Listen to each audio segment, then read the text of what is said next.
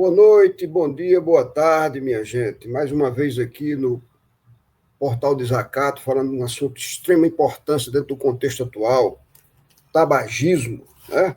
Nós estamos aguardando aí o doutor Rodolfo Ataíde, ele que é pneumologista, como eu, professor universitário, está chegando.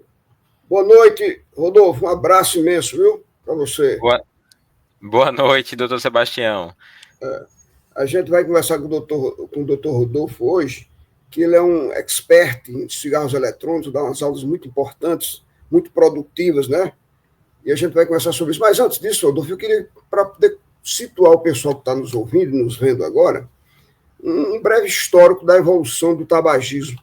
Né? A gente começaria falando sobre o fim do século XIX, quando foi inventado por James Bonsack a máquina de produzir, de fabricar cigarros.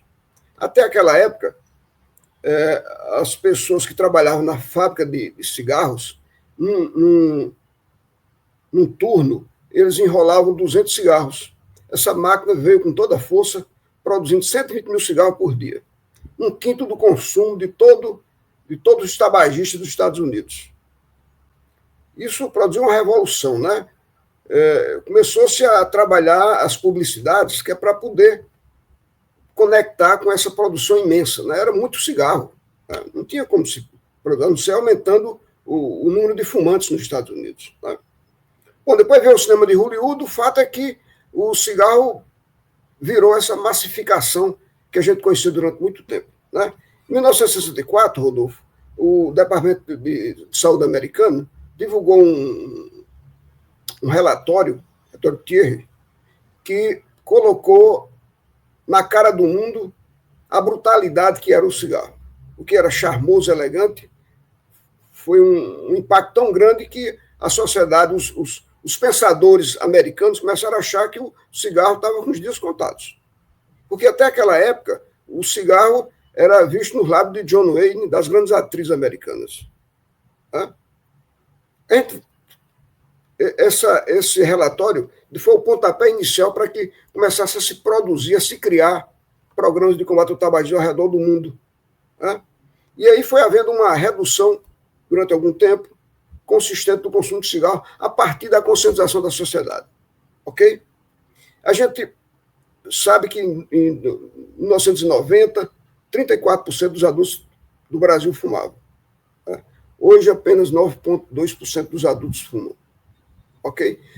Mas dentro desse corredor surgiu uma pedra, o cigarro eletrônico, inventado pelo chinês Hon Link em 2003. Eu, particularmente, Rodolfo, coloco essa invenção do cigarro eletrônico no mesmo patamar da máquina de fabricar cigarro lá no fim do século XIX. E é por isso que eu estou começando essa conversa, porque a gente sabe hoje que o cigarro eletrônico veio assim, entrou com toda a força no espírito, no bom gosto dos jovens ao redor do mundo. Eu queria que você falasse um pouquinho, Rodolfo, sobre a evolução desse cigarro eletrônico. Como é que ele surgiu, como é que está hoje, em que patamar está hoje o cigarro eletrônico. Fique à Isso. vontade. E como o senhor comentou, doutor, a gente tem uma história de uma caminhada do tabaco e da nicotina em concomitância com a evolução da sociedade. E o cigarro eletrônico ele faz parte também desse período do que a gente poderia falar de uma evolução, mas nem toda evolução benéfica, uma evolução nesse sentido nociva. Até nos anos 40, 70, a gente, entre esses períodos de 30 anos, a gente tem diversas tentativas de patentes de cigarros eletrônicos, de formas eletrônicas de consumir a nicotina, de aquecer, de utilizar líquidos, mas de fato o inventor vem no começo dos anos 2000, a invenção e a comercialização, a simplificação do método de produção. Se consegue isso, e por isso se diz que a invenção do cigarro eletrônico é nesse período, porque há uma redução do tamanho das baterias, das cargas, e aí você consegue, de fato, fazer com que, da mesma forma, a máquina aumentou exponencialmente a carga de produção, você conseguiu produzir em larga escala. E isso começa a ser utilizado na China, você tem uma explosão de consumo naquele mercado, que é um mercado restrito, isso é visto pelo mundo ocidental, e esse mundo ocidental traz para a Europa, inicialmente, nos Estados Unidos, o consumo do cigarro eletrônico. O cigarro eletrônico, o vape, como se a gente queira chamar, são formas de consumo de nicotina, geralmente, ou de outras substâncias, que são aquecidas através de uma bateria, e essa bateria através de uma resistência. E aí, nesse período, que a gente vai ter, então, ou nesse momento, então, uma formação de um vapor, e esse vapor é inalado.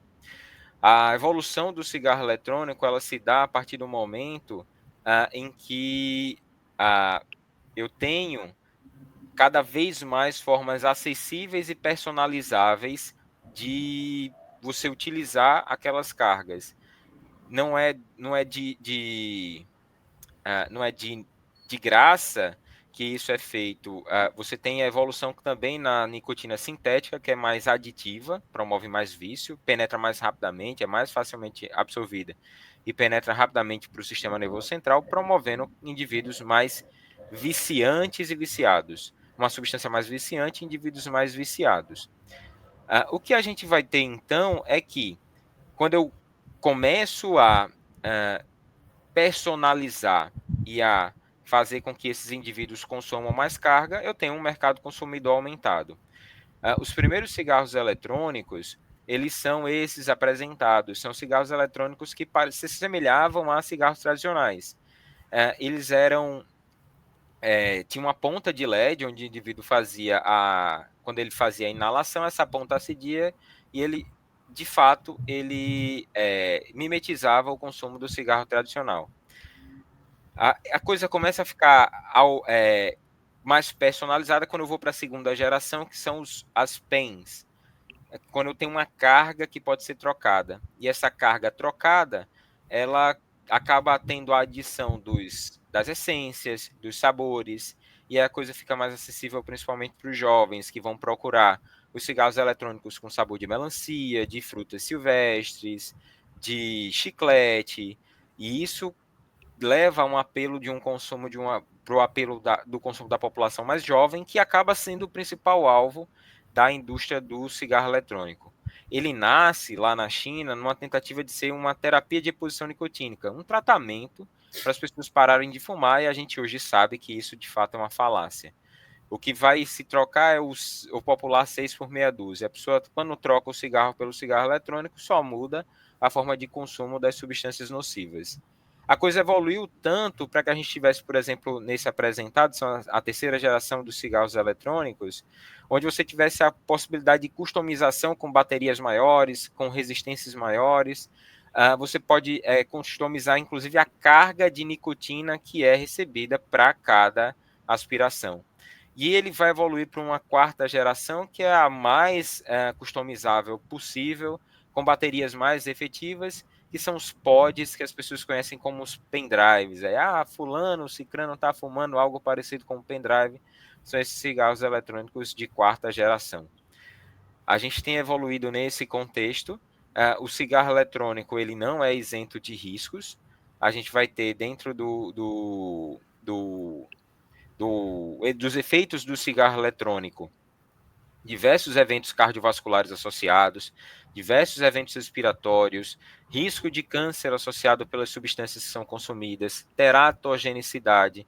Então, tudo que o cigarro tradicional ele oferta de malefício para as pessoas, o cigarro eletrônico também vai oferecer, com um problema maior, com dois problemas maiores, a gente pode dizer, que é essa coisa do sal de nicotina sintética ser promotora de maior vício, e também com uma outra situação que é o foco em uma juventude que não foi exposta, como o senhor comentou, que a gente tinha uma população que aprendeu vendo os familiares sofrendo com os males do cigarro. O cigarro eletrônico vai se colocar para um público que não é exposto ou não foi exposto a isso. Então as pessoas não, a juventude dos dias atuais, essas pessoas não viram os familiares falecendo de câncer de pulmão, pessoas traqueostomizadas na família com câncer de laringe, não viram, ou não têm acesso a pessoas que foram sofreram múltiplas amputações por doenças periféricas ou perderam familiares com infarto, naquelas pessoas que fumaram muito. Então, é todo um contexto que faz com que a gente tenha a tempestade perfeita, dita assim. Uma população que é ávida por tecnologia, por coisa nova, por prazeres imediatos, uma juventude confrontadora que é exposta aí à questão do cigarro eletrônico, e a indústria do tabaco, que vira a indústria da nicotina, encontra neles uma população extremamente suscetível para que ela venda esse novo produto. A gente tem, inclusive, um início de ideia de utilização do cigarro eletrônico, que alguns países até advogam como uma justificativa de uso, que é exatamente isso apresentado, que é para trocar. Mas ninguém trocar 6 por meia dúzia, como comentado, e um tiro que sai pela culatra, a gente pode dizer assim. Por quê? Dos países que foram os principais defensores na tentativa de fazer as pessoas pararem de fumar, hoje eles apresentam o contrário. Eles viram um aumento do número de tabagistas, principalmente na população mais jovem. Então, o cigarro eletrônico hoje é uma porta de entrada para o nicotinismo. O Reino Unido, o Reino Unido chegou a fazer um trabalho lá, um programa, para trocar o cigarro convencional pelo eletrônico. O serviço público fez isso, lá no Reino Unido, né? O que existiu, na verdade, é uma... Eles tiveram um programa de uma tentativa de livrar o Reino Unido do cigarro até o ano de 2030. Esse programa existe. E o NHS, o SUS do Reino Unido, ele não é que ele promove o uso, mas ele faz vista grossa, ele permite. Existe até uma certa fake news que circula de que o serviço público forneceria o cigarro eletrônico, mas ele não fornece. Inclusive, ele entende que pode ser uma alternativa, mas que esses indivíduos eles podem ser estimulados a parar de fumar com outras formas. A gente tem lá o Royal College of Surgery advogando a favor também do cigarro eletrônico. Existe toda uma cultura que advoga a favor do cigarro eletrônico no Reino Unido, mas que então eles viram que esse tiro saiu pela culatra. Eles são o principal exemplo disso, que eles viram o aumento do número de consumo de nicotina nos jovens, por causa dessa vista grossa que foi feita pela sociedade. Então, em vez de atingir uma redução do número de consumidores até 2030, eles vão acabar tendo um maior número de consumidores. E hoje o que eles fazem, em vez de promover o uso, é banir o uso. Começaram banindo o uso desses dispositivos descartáveis. Não é o único exemplo. A gente tem outros países na Europa, como, por exemplo, a Bélgica, promove a mesma situação na tentativa de diminuir o número de consumidores do cigarro eletrônico que acabam transicionando para o cigarro tradicional.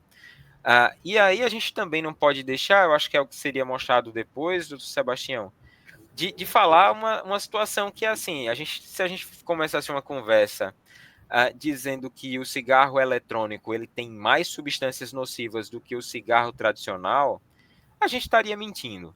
Ele tem menos substâncias, mas a forma com que ele é consumido faz com que a carga de exposição seja equivalente. Então você acaba tendo uma pessoa que vai procurar o cigarro eletrônico tentando fugir das cargas nocivas do cigarro tradicional, e pela forma de consumo ela acaba consumindo mais, até mesmo do que consumiria com o cigarro tradicional. É uma analogia que se faz com o chocolate. A gente tem a cultura, já foi disseminado para toda a população que o açúcar em excesso é nocivo, e que as pessoas, na hora de consumir doces, por exemplo, deveriam procurar uma menor carga de açúcar. Então, trocar o chocolate normal, chocolate ao leite, pelo chocolate meio amargo. Mas aí aquela pessoa que troca, em vez de comer um quadradinho do chocolate ao leite, ela acaba consumindo uma barra de chocolate meio amargo, ela vai ter a mesma exposição, até mais exposição à carga de substâncias do que teria o inicial. Rodolfo, tanto isso aí que você falou, do consumo excessivo, né, da nicotina, né? Na verdade, o que está existindo no mundo hoje é uma realimentação do consumo de nicotina. Essa que é a realidade fundamental, né? Essa semana, no meu consultório, na nossa clínica lá, surgiu lá um jovem, 26 anos de idade, querendo parar de fumar o cigarro eletrônico. Eu fui fazer o Faxton dele e para avaliar a dependência de nicotina dele, e ele me falou que fazia cerca de 600 inalações por dia. Isso que você acabou de falar. Rodolfo, fala um pouquinho sobre a evolução desse cigarro eletrônico em relação à concentração de nicotina deles. Fala um pouquinho sobre isso, eu acho importante. Assim, o que a gente vai ter é exatamente esse sal de nicotina, uma nicotina sintética, de quarta geração, dita assim, que vai mostrar, ou vai ser colocada dentro de um cigarro eletrônico, que pode ser em dose fixa ou dose ajustada, dependendo do cigarro eletrônico, que inicialmente, ou para quem começa a consumir, um puff, 2 puxadas, 3 puxadas, 40 puxadas, não parece ser muita coisa. Mas quando a gente faz uma análise de carga, um cigarro eletrônico médio, o que se tem consumido por aí, uma unidade dele é equivalente a 33 maços de cigarro tradicional. E a gente sabe de pessoas que consomem uma unidade desse cigarro eletrônico em um dia, 2 dias, 3 dias. Então, a carga de consumo de nicotina que essa pessoa tem, de substâncias nocivas, é em excesso. O senhor comentou de um jovem de 26 anos, a gente tem visto pacientes com 22 anos, 23 anos sendo diagnosticados com DPOC, com um enfisema pulmonar, bronquite, por causa dessa carga de consumo.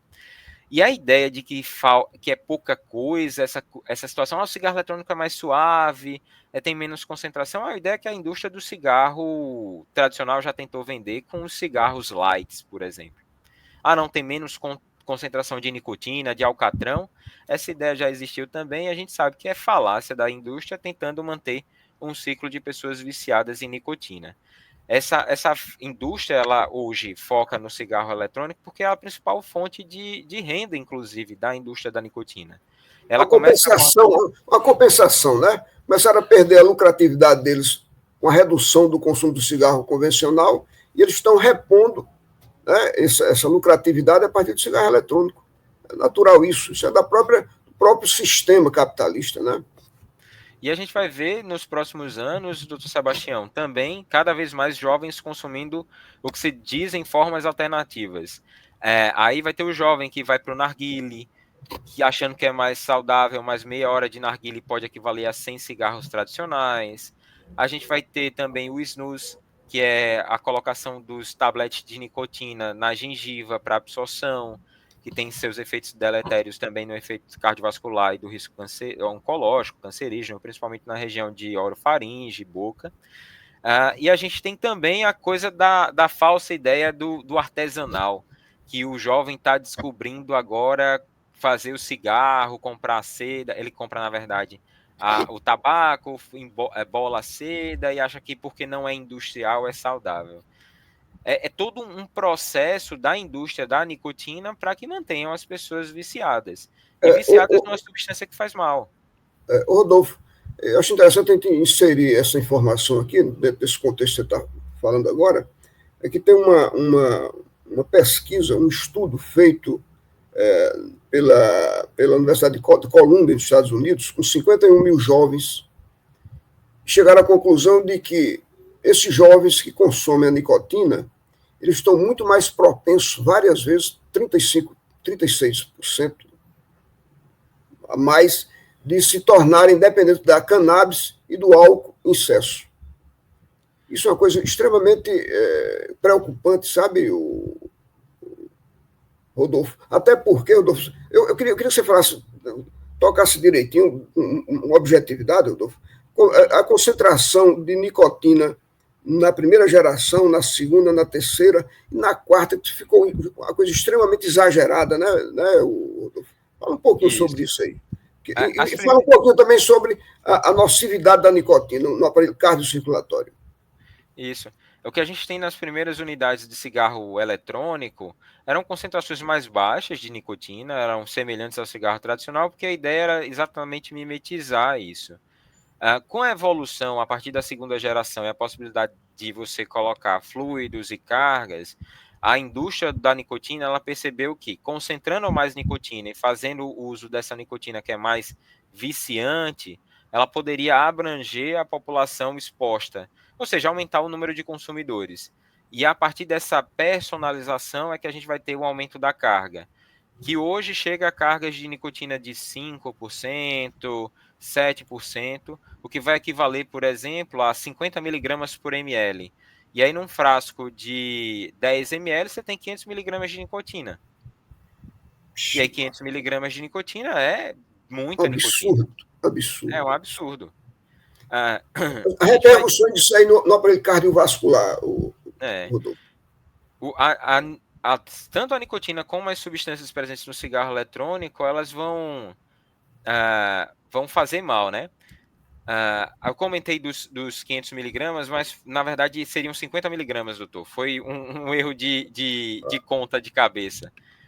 Mas a gente chegaria a 50 miligramas de nicotina. Não deixa de ser absurdo. A gente está falando que um maço de cigarro vai ter 20 miligramas. Se a gente chegar a uma situação de 33 maços, a gente chega a 600 miligramas. Isso pode acontecer também. Então, nesse contexto assim dos 500 miligramas, podendo ser possível, a gente está expondo uma população numa unidade de cigarro eletrônico a 40 maços, a 30 maços, que acaba sendo de fato um absurdo. E a nicotina vai ter esse efeito, aumentar o risco de infarto agudo do miocárdio, de doença cerebrovascular, de doença arterial periférica, que é a doença que causa as amputações. No aparelho respiratório, e tem todas as outras substâncias envolvidas também, por exemplo, como você tem os formaldeídos, substâncias oncológicas, você tem metais pesados no cigarro eletrônico, também com uma característica de oncogenicidade, tem as nitrosaminas, tem todo um contexto de um bioma de lesões possíveis dentro do cigarro eletrônico. E a EVALI, né, Rodolfo? Fala um pouquinho sobre a EVALI. Isso. E a EVALI, que é a doença causada pelo cigarro eletrônico, é a injúria pulmonar causada através do consumo do cigarro eletrônico, que a gente descobriu existir lá em 2019, quando um surto de insuficiência respiratória levou vários adolescentes aos pronto atendimentos dos Estados Unidos, e 39 deles morreram lá. E aí viu-se que estava relacionado ao consumo do cigarro eletrônico. O que a gente pode fazer de analogia para o público é que seria como se fosse uma Covid grave, que é induzida pelo consumo do cigarro eletrônico, que leva a pessoa a insuficiência respiratória, necessidade de intubação.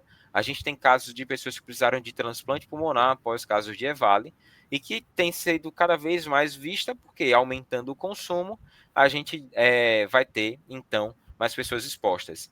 Tanto é o mal do cigarro eletrônico que hoje a gente sabe, e foi incluído nos consensos, de que ele é causador documentado de enfisema pulmonar e de bronquite, aquela bronquite crônica que o pessoal conhece, que a gente chama academicamente de DPOC.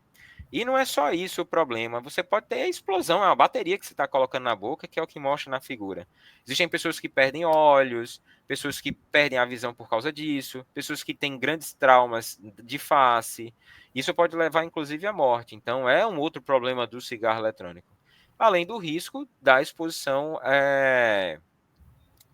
passiva.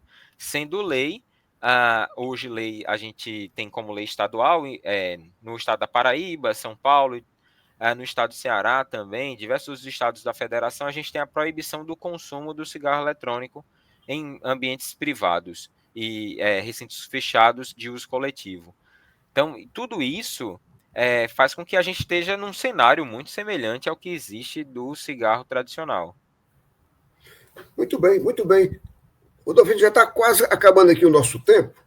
Eu queria só falar um pouquinho sobre o Dia Mundial de Combate ao Tabagismo. Dia Mundial Sem Tabaco, né? 31 de maio, né? O nosso comitê aqui, a gente fez uma reunião na Associação Médica da Paraíba e estiveram lá presentes várias entidades que compõem esse nosso comitê, entre eles a Secretaria de Saúde do Estado, do município, a Gevisa, o PROCON, a Secretaria de Educação do Estado, os planos de saúde Unimed, CACI, e a gente conversou muito e a gente está elaborando uma programação intensa, extensa, para a gente colocar em prática durante a semana do combate ao tabagismo. Fica essa ideia para quem está nos ouvindo, quem trabalha com tabagismo também, fazer alguma coisa parecida, para a gente chamar a atenção da mídia e falar essencialmente sobre o cigarro eletrônico. A nossa guerra hoje é contra o cigarro eletrônico. Rodolfo, suas palavras finais aí, Rodolfo, quem está acabando aí? Até corroborando a ideia, doutor Sebastião, que de fato a gente vai enfrentar uma batalha dura dos próximos anos. Hoje o cigarro eletrônico ele substituiu o cigarro tradicional como principal fonte de consumo de uma indústria bilionária mundial, que é a indústria da nicotina.